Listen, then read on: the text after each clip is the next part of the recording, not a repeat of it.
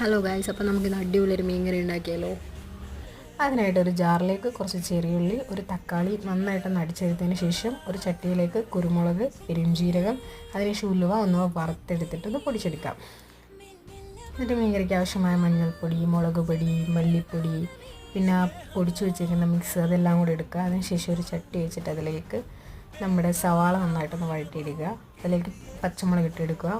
അപ്പോൾ നന്നായിട്ടൊന്ന് മൂത്ത് വരുമ്പം അതിലേക്ക് തന്നെ മഞ്ഞൾപ്പൊടി ഇട്ടിട്ട് നന്നായിട്ടൊന്ന് മിക്സ് ചെയ്ത് കൊടുക്കുക. എന്നിട്ട് ഈ പൊടികളെല്ലാം നന്നായിട്ടൊന്ന് ഇളക്കി പൊടികൾ നന്നായിട്ടൊന്ന് മൂത്ത് വരുമ്പോഴത്തേക്ക് അതിലേക്ക് പുളി ഇട്ട് കൊടുക്കുക. അപ്പം നല്ല രീതിയിൽ മൂത്തതിന് ശേഷം മാത്രം വെള്ളം ഒഴിക്കുക, അല്ലെങ്കിൽ ആ ഒരു പൊടി കുഴഞ്ഞു പോകും. അപ്പോൾ നമ്മുടെ പൊടിയൊക്കെ നന്നായിട്ട് മൂത്തിട്ടുണ്ട്. അപ്പോൾ പുളി കൂടിയിട്ട് നന്നായിട്ട് ഇളക്കിയതിന് ശേഷം ആവശ്യത്തിന് വെള്ളം നോക്കി വെള്ളം ഒഴിച്ചു കൊടുക്കുക. അതിനുശേഷം ആ വെള്ളം തിളച്ചതിന് ശേഷം മീൻ തിളച്ചതിന് ശേഷം തക്കാളി മിക്സ് ഇട്ട് കൊടുക്കുക. അപ്പോൾ അടുത്ത വീഡിയോ കാണാം.